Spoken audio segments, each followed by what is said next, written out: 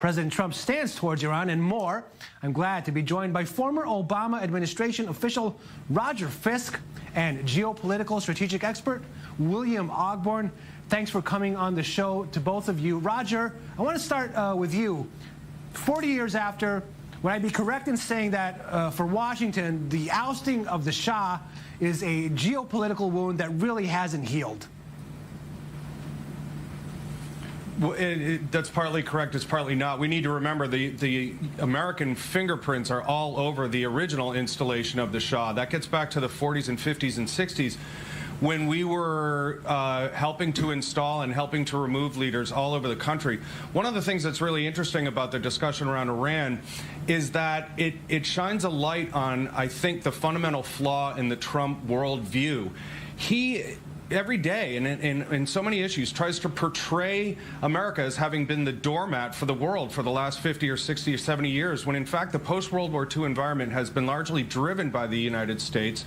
And the installation of the Shah in the 40s is a perfect example of our global overreach. And so a lot of the problems that came from that, with the revolution being the yin to the Shah's kind of yang, are the result of actions that we set in motion. The other thing that's important to remember in a little bit more recent history is that tens of thousands of people took to the streets in Tehran after 9/11. There was some sympathy amongst a growing middle class there that we could have navigated much better and embraced much better and cultivated. But instead, we have kept them at arm's length. It's obviously a very complex situation. One of the things you get into when you defend the Iran nuclear deal is people assume that you think Iran is a positive force in the region, and of course they're not. It's a complex situation, and it's going to require a complex response, and I don't currently see an appetite from this administration for that level of complexity. William, just a little more about the past, William. Could it all have been different if the U.S. had done more to keep the Shah in power back then? Well, I don't think that we were really in any situation where we could have kept the Shah in power, and that's one of the things that you have to think about with realpolitik and geopolitics. What are your real capabilities? So at that time, we could not stop that kind of revolution unless we wanted to bring in a full force and do what we, did, some kind of regime change, or basically being on the ground and saying, no, this is going to be the way that it is. That would have actually been a worse position for us to be in, and that's what we've been navigating ever since.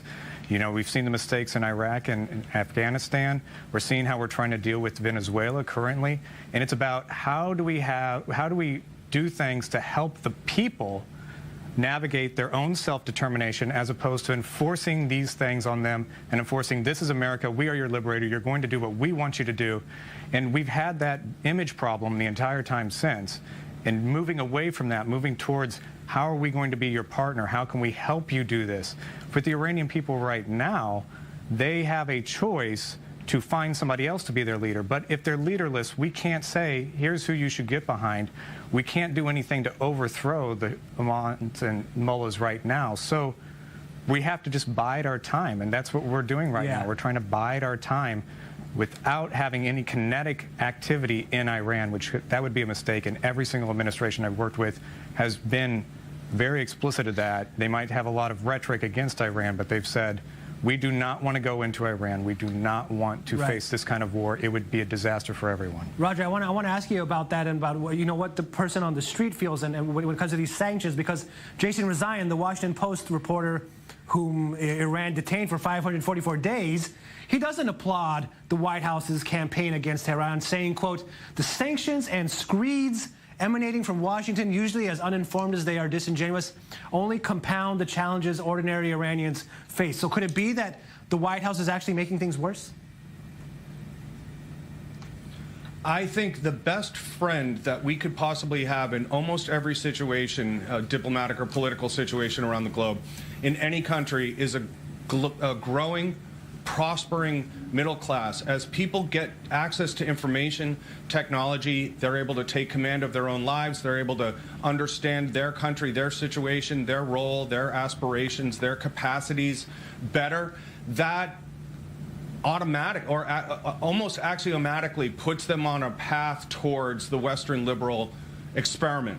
So the more the middle class can grow in Iran, the better. And I don't think that sanctions are going to do that. And obviously we have a myriad of problems with the administration, with the handful of leaders that are overseeing it, but we shouldn't take our eye off the long-term game here, which is to try to cultivate that prosperous middle class, because as we've seen in any number of other countries, when it's just like the bottom of the bottom and the top of the top and there is no middle, none of those countries end up being friends of ours. All right, and I'd like to add to that. Yeah, go ahead. With the sanction, oh, sorry.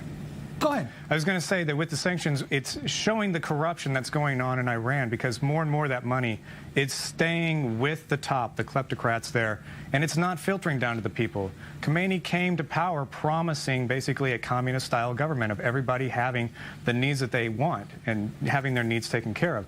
Now you're not having that, and you're seeing the lower classes starting to rise up and starting to realize that this is not what they signed up for, and that's what we have to be fostering, not military pushing, but listen, this is the way forward. These people are keeping your money. They have plenty of money to help you now, but instead they're choosing to look out for themselves. Okay, we just have a few minutes to move on to our next topic. President Trump, he declined to meet a Friday deadline to report to the Senate on whether the White House believes Saudi Crown Prince Mohammed bin Salman, also known as MBS, ordered the killing of journalist Jamal Khashoggi. Meanwhile, more chilling evidence for the responsibility of MBS in the murder surfaces from a 2017 conversation between the Crown Prince and a key aide, where he promised to use a bullet to stop Khashoggi if he did not agree to return to the kingdom and stop criticizing the regime. I want to ask you, is this White House scared of holding the Saudis accountable, Roger?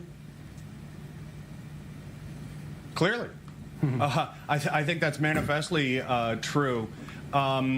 What is most interesting in all this, the president himself has said his gut is more accurate than any expert, and as we've seen in many other situations, the consensus within the U.S. intelligence community is entire and complete. There are no dissenting views in our intelligence community about the culpability of the Crown Prince and people like that in the Khashoggi murder.